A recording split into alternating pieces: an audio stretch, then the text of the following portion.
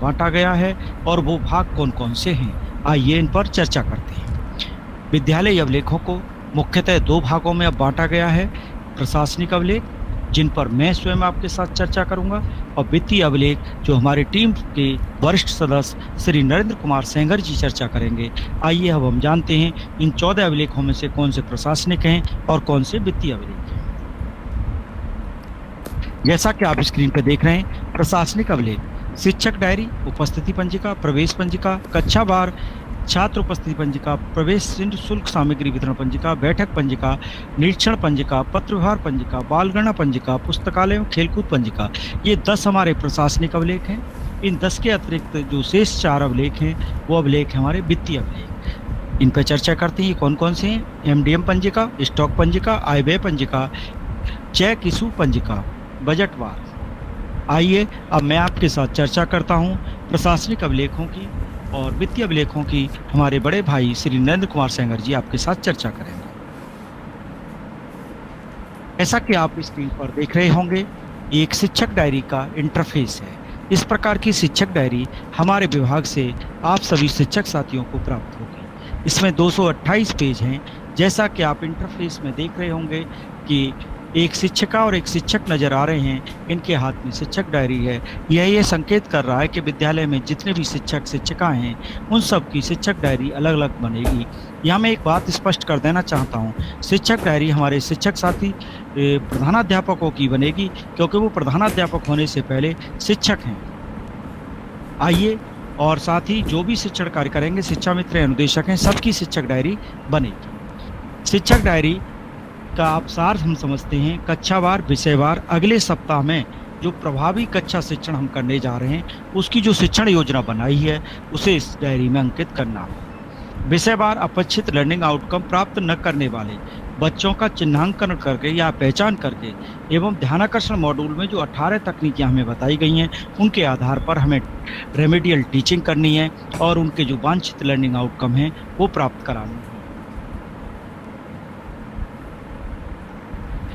शिक्षक डायरी में कितने प्रकार के पेज हैं, आइए आज इस पर चर्चा करते हैं। जैसा कि आप स्क्रीन पर देख पा रहे होंगे, अध्यापक का संक्षिप्त परिचय, शिक्षण योजना एक दृष्टि, शिक्षण योजना का प्रारूप एवं विवरण, शिक्षण योजना। इस तरह से ये 4 प्रकार के पेज हमारी शिक्षक डायरी में हैं।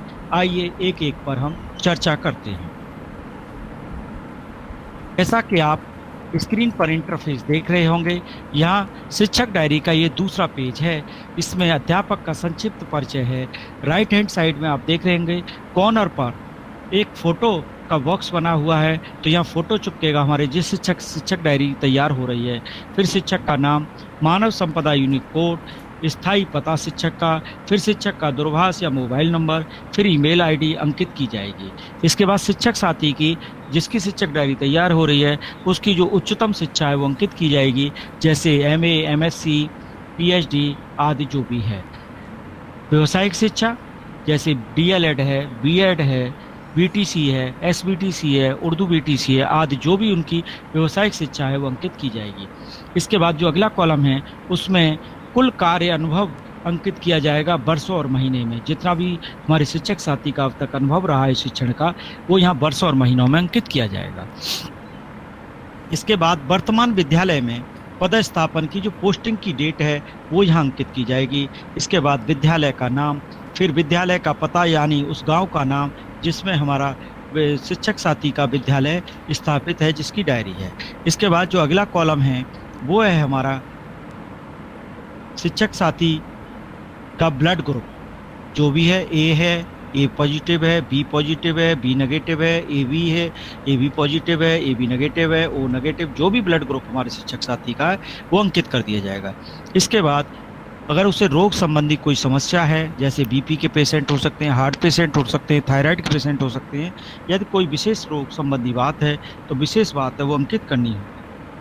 इसके बाद रुचि और हॉबी अंकित करनी होगी, ताकि उसका उपयोग करके हमारे प्रधानाध्यापक महोदय उन साथी की हॉबी और रुचि के अनुसार उन्हें दायित्व सौंपा जा सके और छात्रों का सर्वांगीण विकास किया जा सके। इसके बाद एक अल्टरनेट नंबर देना होगा, जिससे विषम परिस्थितियों में उस नंबर पर संपर्क किया जा सके। आइए साथियों, अब जानते हैं शिक्षक डायरी के अगले प्रकार के पेज के बारे में। जैसा कि विषय सूची हम तैयार करते हैं, वैसे ही ये आपको पेज तैयार करना होगा। शिक्षण योजना एक दृष्टि, जितनी भी शिक्षण योजनाएं बनाएंगे उनका एक दृष्टि में आपको यहाँ अंकित करना होगा। जैसा कि आप स्क्रीन पर देख रहे होंगे, माह है, किस माह में बनी है, सप्ताह की संख्या, किस क्लास के लिए बनी है, कक्षा संख्या लिखनी है आपको, विषय लिखना है किस विषय के लिए बनी है। इसके बाद चयनित पाठ संख्या, वो पाठ का नाम लिखना है जो पाठ्य पुस्तक में दिया है जिसकी आप शिक्षण योजना बनाई है आपने। इसके बाद कार्य अनुभव, आपको जितने पीरियड में वो टॉपिक पढ़ाना है उन कालांशों को यहाँ अंकित करना होगा। इसके बाद शिक्षक साथी अपने हस्ताक्षर करेंगे और लास्ट कॉलम में प्रधानाध्यापक साथी अपने हस्ताक्षर करेंगे। अब प्रधानाध्यापक या स्वयं की शिक्षक डायरी बना रहे हैं तो शिक्षक के कॉलम में भी हस्ताक्षर करेंगे, प्रधानाध्यापक के भी करेंगे। आइए अब जानते हैं शिक्षक डायरी के अगले पेज के बारे में। जैसा कि आप स्क्रीन पर देख रहे हैं, शिक्षक योजना का प्रारूप विवरण, माह, किस माह के लिए, किस कक्षा के लिए, विषय, समय अवधि। इसके बाद लर्निंग आउटकम आपको अंकित करना होगा, फिर पाठ और टॉपिक का नाम अंकित करना होगा।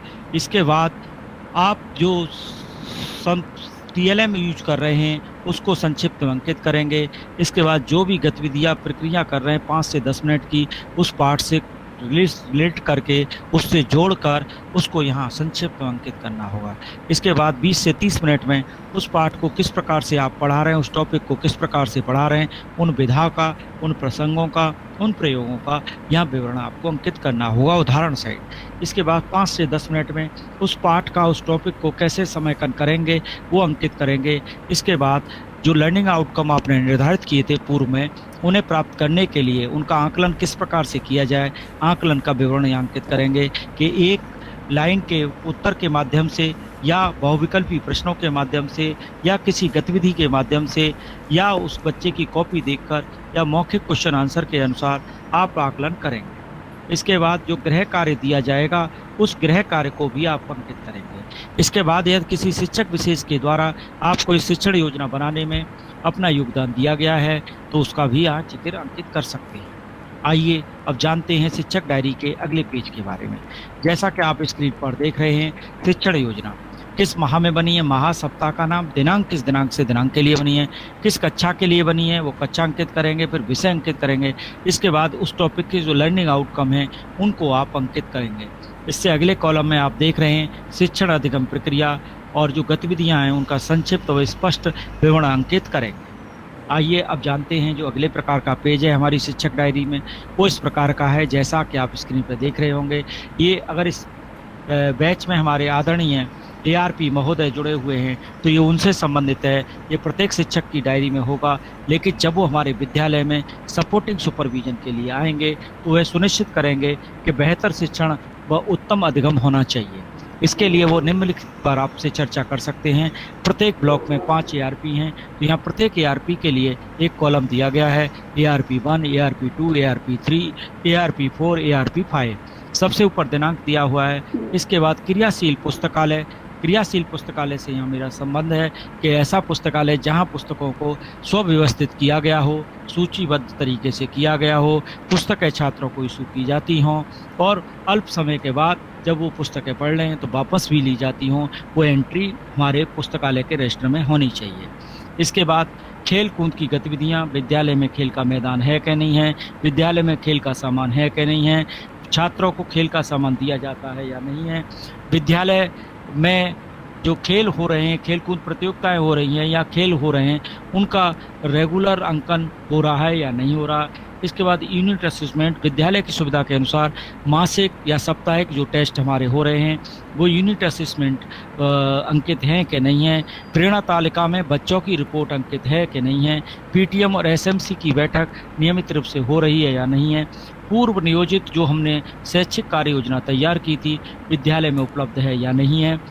इसके बाद बहुत महत्वपूर्ण जो है वो है आपके सहायक अध्यापक या अनुदेशक या शिक्षा मित्र के द्वारा जिसकी शिक्षक डायरी है उसके द्वारा कोई विशेष उपलब्धि हासिल की गई है तो अंकित की जाएगी। इसके बाद एआरपी महोदय अपनी संक्षिप्त टिप्पणी करेंगे और टिप्पणी करने के बाद हस्ताक्षर करेंगे दिनांक सहित। जैसा कि आप राइट हैंड साइड पे देख रहे होंगे एक मोबाइल दिखाई दे रहा है जिसमें प्रेरणा ऐप दिखाई दे रहा है, इस प्रेरणा ऐप के माध्यम से वो इसका फोटो खींचेंगे जो आपकी शिक्षक डायरी है, और प्रेरणा ऐप के माध्यम से विभाग को सूचना प्रेषित करेंगे। इस तरह से हम शिक्षक डायरी अपनी तैयार कर लेंगे। अब हम बात करते हैं जो अगले प्रशासनिक अभिलेख की है, जिसका नाम है उपस्थिति पंजिका। साथियों, अब तक आप अध्यापक उपस्थिति रजिस्टर, अनुदेशक उपस्थिति रजिस्टर, शिक्षा मित्र उपस्थिति रजिस्टर, प्रेरक उपस्थिति रजिस्टर, चतुश्रेणी कर्मचारी रजिस्टर, रसोई रजिस्टर, ये आदि प्रकार के रजिस्टर अलग अलग बनाते थे उपस्थिति के लिए, लेकिन आगामी समय में ये सभी उपस्थिति रजिस्टर मिलकर एक रजिस्टर बनेगा जिसका नाम होगा उपस्थिति पंजिका। तो अब हम बात करेंगे उपस्थिति पंजिका में किस प्रकार से नामों को अंकित किया जाए। तो साथियों, सबसे पहले मैं बताना चाहूँगा यहाँ कि हमारे बेसिक में 3 प्रकार के विद्यालय हैं। एक है हमारे प्राथमिक विद्यालय या प्राइमरी स्कूल, जिनमें 1 से कक्षा 5 तक चलती है। दूसरे प्रकार के विद्यालय हैं उच्च प्राथमिक विद्यालय, या जिन्हें पूर्व माध्यमिक विद्यालय या जूनियर हाई स्कूल भी कहा जाता है। इनमें 6 से 8 तक की कक्षाएं चलती हैं। एक तीसरे प्रकार के विद्यालय हैं, उन विद्यालयों का नाम है सम्मिलन विद्यालय या एकीकृत विद्यालय, जिनमें कक्षा 1 से 8 तक का शिक्षण कार्य किया जाता है। आइए अब बात करते हैं एक एक विद्यालय की। सबसे पहले मैं बात करना चाहूँगा प्राथमिक विद्यालय के। जो उपस्थिति रजिस्टर है उसमें सबसे पहले प्रधानाध्यापक का नाम अंकित किया जाएगा और उनके पद के कॉलम में प्रधानाध्यापक लिखा जाएगा। यदि प्रधानाध्यापक नहीं है, इंचार्ज प्रधानाध्यापक हैं, तो पद वाले कॉलम में इंचार्ज प्रधानाध्यापक। इसके बाद वरिष्ठता क्रम में सहायक अध्यापक के नाम लिखे जाएंगे, उनके पद के आगे सहायक अध्यापक। इसके बाद रसोइयों के, शिक्षा मित्रों के नाम अंकित किए जाएंगे उनके वरिष्ठता क्रम में, फिर रसोइयों के नाम अंकित किए जाएंगे। इसी प्रकार से उच्च प्राथमिक विद्यालय में पहले प्रधानाध्यापक या इंचार्ज प्रधानाध्यापक का नाम, फिर सहायक अध्यापकों का नाम, फिर अनुदेशकों का नाम अंकित किया जाएगा, और उसके बाद अगर चतुश्रेणी कर्मचारी हैं तो उनके नाम अंकित, उसके बाद रसोइयों के नाम अंकित किए जाएंगे। अब हम बात करते हैं जो एक तीसरे प्रकार के विद्यालय, सम्मिलन विद्यालय, जो 1 से कक्षा 8 तक चल रहे हैं। उनमें सबसे पहले प्रधानाध्यापक या इंचार्ज प्रधानाध्यापक का नाम, और उनके पद के कॉलम में प्रधानाध्यापक है तो प्रधानाध्यापक, इंचार्ज प्रधानाध्यापक, इंचार्ज प्रधानाध्यापक। इसके बाद जूनियर के या उच्च प्राथमिक विद्यालय के सहायक अध्यापक और प्राथमिक विद्यालय के प्रधानाध्यापक को मिलाकर एक वरिष्ठता क्रम बनाएंगे। क्योंकि प्राथमिक के प्रधानाध्यापक और जूनियर के सहायक अध्यापक का एक ही कैडर है, तो इनको मिलाकर वरिष्ठता क्रम बनाएंगे। जो भी वरिष्ठता क्रम बनेगा उनका नाम अंकित करेंगे, उनके पद के आगे उनका पद अंकित करेंगे। जैसे सहायक अध्यापक है तो सहायक अध्यापक लिखा जाएगा, और प्रधानाध्यापक है तो प्रधानाध्यापक प्राथमिक लिखा जाएगा। इसके बाद फिर अनुदेशकों के नाम, फिर शिक्षा मित्रों के नाम, फिर प्रेरकों के नाम, फिर चतुश्रेणी कर्मचारी का नाम और रसोइयों का नाम, उनके पद नाम में जो भी उनके पद नाम में अंकित किए जाएंगे। साथियों, एक यहाँ समस्या आती है हमारे प्रधानाध्यापकों के सामने, कुछ हमारे रसोइया अंगूठा लगाते हैं। तो मैं विनम्रता के साथ आपसे निवेदन करना चाहूँगा कि सहायक अध्यापकों के सहयोग से, अनुदेशकों के सहयोग से, शिक्षा मित्रों के सहयोग से और अपने छात्र छात्राओं के सहयोग से उन रसोइयों को आप साक्षर बनाएं, उन्हें दस्तखत करना सिखाएं। यदि हमारे रसोइया साक्षर होंगे तो गांव साक्षर होगा, ब्लॉक साक्षर होगा, ब्लॉक साक्षर होगा तो जनपद साक्षर होगा, जनपद साक्षर होगा तो उत्तर प्रदेश साक्षर होगा, उत्तर प्रदेश साक्षर हो गया तो प्रदेश, हमारा देश साक्षर होगा। आइए साक्षरता की महती भूमिका अदा करते हुए हम संपूर्ण देश को साक्षर बनाएं। आइए अब बात करते हैं अगले प्रशासनिक अभिलेख की, जो हमारे विद्यालय की आधारशिला है और जिसका नाम है प्रवेश पंजिका या एसआर रजिस्टर। इस एसआर रजिस्टर में, जैसा कि आप सभी जानते हैं, नामांकित छात्र छात्राओं का संपूर्ण विवरण अंकित किया जाता है। अंतिम कक्षा उत्तीर्ण करने का विवरण अंकित किया जाता है। यदि वो टीसी लेकर दूसरे विद्यालय जा रहा है तो उसका भी विवरण अंकित किया जाता है। आइए इसके बारे में हम जानते हैं। जैसा कि आप इस स्क्रीन पर देख रहे हैं, जिस दिन से विद्यालय प्रारंभ होता है उसी दिन से हमारा एसआर रजिस्टर प्रारंभ हो जाता है। सबसे अगर एक एसआर रजिस्टर भर जाता है और दूसरा में बनाना है तो एसआर 1 से शुरू नहीं करते, बल्कि जो पहले एसआर का जो अंतिम क्रमांक है वहाँ से अगले एसआर से शुरू करते हैं। जैसे अगर 400 पे हमारा एसआर भर गया तो जो नया रजिस्टर बनाएंगे तो प्रवेश पंजिका में तो 2 लिख देंगे, लेकिन एसआर रजिस्टर में एसआर क्रमांक जो देना शुरू करेंगे वो 401 से शुरू करेंगे। फिर विद्यालय का नाम, तहसील जो भी है और जनपद जो भी आपका है, या अलीगढ़ है तो जैसे अलीगढ़ तो अलीगढ़, और जो भी जनपद है आपका अंकित कर दें। अब इसमें 1 से लेकर 25 तक कॉलम बने हुए हैं, जैसा कि आप इंटरफेस देख रहे होंगे। पहले कॉलम में एसआर, दूसरे कॉलम में विद्यार्थी का नाम, तीसरे कॉलम में विद्यार्थी के जो प्रवेश के समय भाषा है वो अंकित करेंगे। चूँकि हम उत्तर भारत में रहते हैं तो यहाँ उत्तर भारत में सामान्यतः सभी छात्र छात्राओं की जो भाषा है वो हिंदी है। आयु का कॉलम, यहाँ आप देख रहे हैं एक फॉर्मेट दिया हुआ है आयु का 4 नंबर कॉलम में, जन्म तिथि है, फिर वर्ष है बीच में और बाद में मास है। कुछ रजिस्टरों में इस तरह का भी फॉर्मेट है कि जन्म तिथि, फिर मास, फिर वर्ष। जिस फॉर्मेट में दिया है उसी फॉर्मेट में आप भरेंगे। लेकिन आयु के कॉलम में बस एक सावधानी रखेंगे, वर्ष वाले कॉलम में 4 अंक की संख्या लिखेंगे। जैसे किसी बच्चे का जन्म 2013 में हुआ है तो उसका लिखेंगे 2013। फिर माता का नाम, पिता का नाम जो भी बच्चे की है, इसके बाद निवास स्थान की 3 लाइनें दे रखी हैं। पहली लाइन में गांव का नाम, दूसरी में तहसील, तीसरी में जनपद अंकित करेंगे। इसके बाद उत्तर प्रदेश में निवास करने की अवधि है।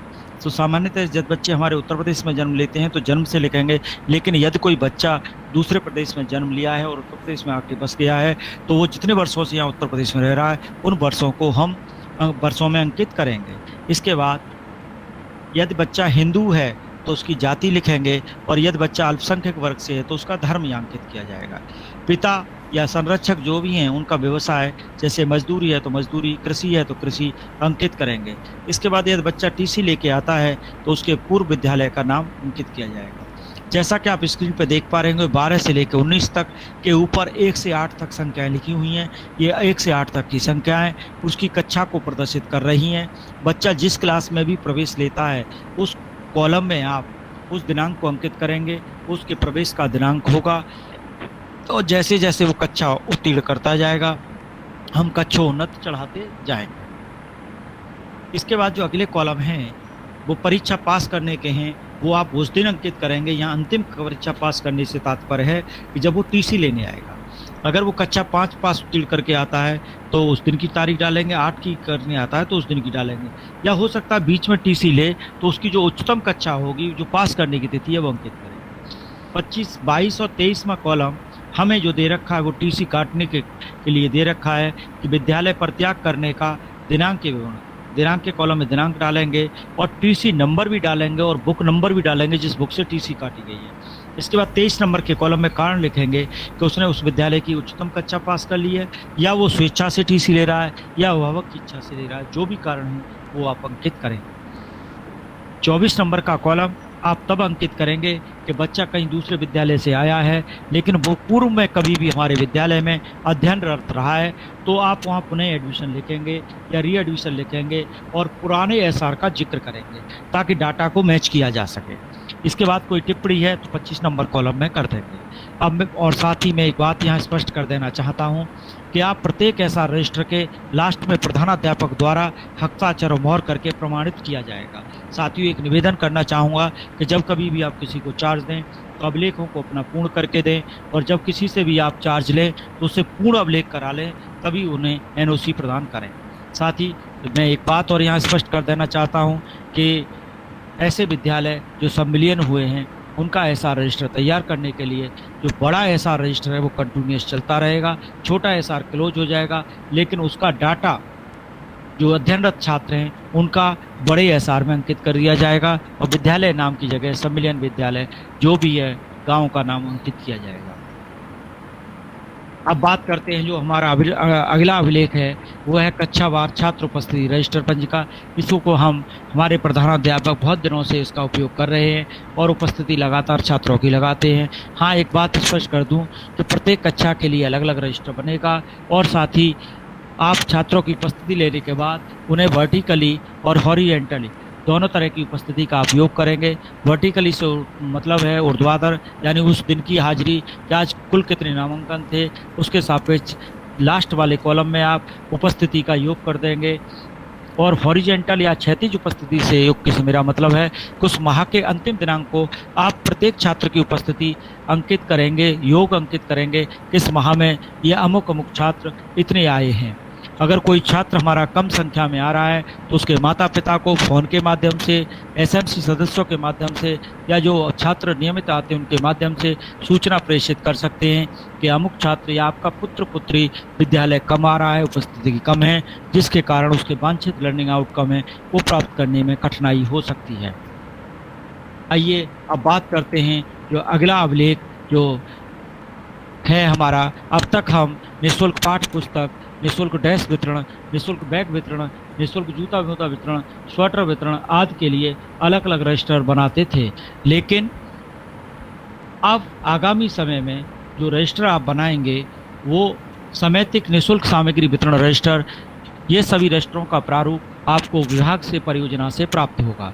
जैसा कि आप स्क्रीन पर देख पा रहे होंगे कि उस समेतिक निःशुल्क सामग्री वितरण रजिस्टर का प्रारूप इस प्रकार का होगा। सबसे पहले आप देख रहे हैं राइट हैंड साइड में वर्ष डाल देंगे जिस वर्ष का ये रजिस्टर है। इसके बाद यूडाइस कोड आएगा विद्यालय का, फिर विद्यालय का नाम है, फिर ग्राम न्याय पंचायत है, इसके बाद विकास क्षेत्र है, फिर जनपद। आइए इस टेबल के बारे में जानते हैं। सबसे पहले क्रम संख्या 1 2 3 4 5 डालते जाएंगे। इसके बाद एसआर नंबर डालेंगे, फिर छात्र छात्रा का नाम, फिर पिता और पिता का नाम है, इसके बाद जाति वर्ग है, इसके बाद कक्षा है। इसके बाद जो कॉलम बने हैं वो इस प्रकार से हैं। दो ड्रेस के सेट, जैसे दो ड्रेस के सेट देंगे उसका अगला कॉलम है प्राप्तकर्ता के हस्ताक्षर दिनांक सहित प्राप्तकर्ता के हस्ताक्षर करा लेंगे। यहाँ अगर छात्र छात्रा को ड्रेस दे रहे हैं तो उनके कराएंगे, अभिभावक को दे रहे हैं तो अभिभावक के। इसके बाद जूता मोजा, इसके बाद स्वेटर है, फिर जूता मोजा जैसे ही देंगे उनके प्राप्तकर्ता के हस्ताक्षर का कॉलम है। स्वेटर देंगे फिर प्राप्तकर्ता का हस्ताक्षर कॉलम है। बैग देंगे प्राप्तकर्ता के हस्ताक्षर का कॉलम है। इसी प्रकार से पुस्तकों के नाम दिए हैं और लास्ट में लिखा है प्राप्तकर्ता के हस्ताक्षर। इस तरह से इस टेबल को पूरा कर लेंगे। टेबल के अंत में आप देख रहे हैं यहाँ छात्र लाभार्थी की संख्या दे रखी है, उसमें छात्र छात्रा फिर योग। ये करने के बाद प्रधानाध्यापक अपने हस्ताक्षर करेंगे और एसएमसी सदस्य के हस्ताक्षर करके इस रजिस्टर को आप पूर्ण करेंगे। आइए बात करते हैं जो अगला हमारा अभिलेख है। हमारे विद्यालयों में विद्यालय प्रबंधन समिति, अध्यापक अभिभावक संघ, महासमूह, मीना मंच, बाल संसद आदि अनेक प्रकार के संघ और संगठन बने हुए हैं जिनकी हम अलग अलग बैठक करते थे, अलग अलग रजिस्टर बनाते थे। लेकिन आगामी समय में जो हमें बैठक रजिस्टर प्राप्त होने वाला है उसका नाम होगा बैठक पंजिकाएं बैठक रजिस्टर। जो जिसकी भी हम बैठक कर, जैसा कि आप स्क्रीन पे देख रहे हैं राइट हैंड साइड में एक फॉर्मेट आपको दिखाई दे रहा होगा, तो हम बैठक का नाम लिखेंगे। बैठक जो भी बैठक है, जैसे एसएमसी की बैठक है तो एसएमसी की बैठक, अभिभावक संघ की बैठक है तो अभिभावक संघ, महासमूह की है तो महासमूह, मीना मंच की है तो मीना मंच अंकित करेंगे। इसके बाद उस बैठक का एजेंडा अंकित करेंगे। फिर बैठक में जो जो कार्रवाइयाँ हुई हैं उनको आप अंकित करेंगे, कौन से प्रस्ताव हमारे पास हुए, कौन से प्रस्ताव असफल हुए और आगामी बैठक कब होगी, इस बात को अंकित करते हुए आप ये सभी चीज़ें। हेलो जी सर, आपकी आवाज़ नहीं आ पा रही, काफ़ी देर से वीडियो रुका हुआ है। जी सर, मुझे बताना चाहेंगे कहाँ से रुका है थोड़ा सा, तो वहां से मैं थोड़ा बैक कर लूँ थोड़ा है अभी। अच्छा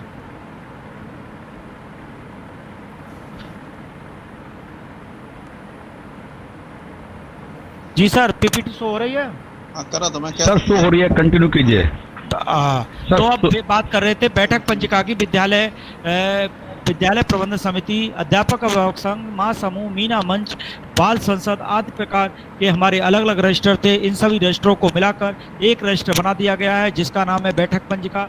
जैसे भी हम जिसकी भी बैठक करने जाएंगे, जैसे बैठक हम एसएमसी कर रहे हैं तो एसएमसी की बैठक लिख देंगे वहाँ, अगर महासमूह की है तो महासमूह, मीना मंच की है तो मीना मंच की। उसके बाद उसका एजेंडा लिखेंगे, उस बैठक में क्या क्या कार्रवाइयाँ हुई उनके बारे में लिखेंगे और उसके बाद समापन करते हुए आप अध्यक्ष अपने हस्ताक्षर करेंगे, प्रधानाध्यापक करेंगे और सचिव महोदय करेंगे, सदस्य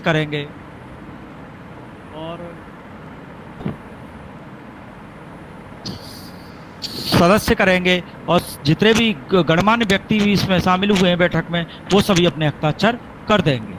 इसके बाद सर आप बात करेंगे जो हमारा अगला अभिलेख है निरीक्षण पंजिका। विभागीय प्रशासनिक अधिकारी हमारे आएंगे तो हम उनके सम्मुख ये रजिस्टर प्रस्तुत करेंगे और इस रजिस्टर में वो मुख्यतः 3 बातों पर आपकी बात कर सकते हैं: ऑपरेशन कायाकल्प, मध्याह्न भोजन, सपोर्टिंग सुपरविजन। आइए एक एक पर इन पर चर्चा करते हैं। इसका इंटरफेस कुछ इस प्रकार का होने वाला है, जैसा कि आप स्क्रीन पर देख पा रहे होंगे कि जनपद का नाम लिख जाएगा, जो भी आपका जनपद का नाम है, विकास खंड का नाम, विद्यालय का नाम, विद्यालय का पता जिस गांव में विद्यालय स्थित है, विद्यालय का प्रकार प्राथमिक है, जूनियर है या सम्मिलन है, अधिकारी जो भी निरीक्षण करने आए उनका नाम, उनका पद, उसके बाद मोबाइल नंबर उनका और निरीक्षण का दिनांक। वो निरीक्षण के बिंदु हैं वो इस प्रकार हैं: क्या विद्यालय में शुद्ध एवं सुरक्षित पेयजल की उपलब्धता है या नहीं है, क्या विद्यालय में बालक बालिकाओं के लिए क्रियाशील शौचालय हैं नहीं है, क्या विद्यालय में शौचालय में जल आपूर्ति की व्यवस्था है कि नहीं है, क्या विद्यालय में दिव्यांगों के लिए सुलभ शौचालय हैं कि नहीं है, क्या सुलभ शौचालयों में टाइलीकरण हुआ है या नहीं है? क्या विद्यालय में मल्टीपल हैंड वॉश यूनिट है या नहीं है? क्या विद्यालय में रसोईया घर है या नहीं है? क्या कक्षा कक्ष में फर्श का टाइलीकरण हुआ है या नहीं है? क्या कक्षा कक्ष में black board, white board, green board इनमें से किसी प्रकार के बोर्ड हैं या नहीं है? क्या विद्यालय में समुचित रंगाई पुताई हुई है या नहीं है? क्या विद्यालय के परिसर में दिव्यांग सुलभ रैंप और रेलिंग है कि नहीं है? क्या विद्यालय में कक्षा कक्ष का उपयुक्त बिजली फिटिंग, विद्युत उपकरण जैसे पंखा, ट्यूबलाइट आदि हैं कि नहीं है? क्या विद्यालय में विद्युत कनेक्शन है कि नहीं है? क्या विद्यालय में जो आधारभूत ढांचा है वो संतोषजनक है या नहीं है? साथियों, इसके बाद जो अगला पॉइंट है वो आपके लिए बड़ा महत्वपूर्ण है। प्रधानाध्यापक या सहायक अध्यापक, आप जो भी इंचार्ज प्रधानाध्यापक हैं उन सबसे मैं निवेदन करना चाहूँगा कि यह पहले तो आपके विद्यालय में कायाकल्प हो गया होगा। यदि नहीं हुआ है तो कृपया अपने ग्राम प्रधान से, सचिव से या बीडीओ सर से आप संपर्क कीजिए। जो ग्राम पंचायतों में हमारे विद्यालयों के सौंदर्यीकरण के लिए जो पैसा आया है तो उस पैसे का उपयोग होकर हमारे विद्यालय सुंदर एवं आकर्षण बन सकें। मैं तो ये कहना चाहूँगा, ये कार्य योजना बनाकर उन्हें आप रिसीव करा दीजिए। अगला पॉइंट है मध्याह्न भोजन, जिस पर वो आपसे चर्चा कर सकते हैं। क्या विद्यालय में सभी छात्र छात्राओं को समुचित मात्रा में मध्याह्न भोजन परोसने की उचित व्यवस्था है या नहीं है? क्या निर्धारित मात्रा में भोजन दिया जाता है या नहीं दिया जाता? क्या मध्याह्न भोजन में फल और दूध का वितरण किया जाता है कि नहीं किया जाता? विद्यालय में भोजन निर्धारित मेनू के अनुसार बनता है या नहीं बनता?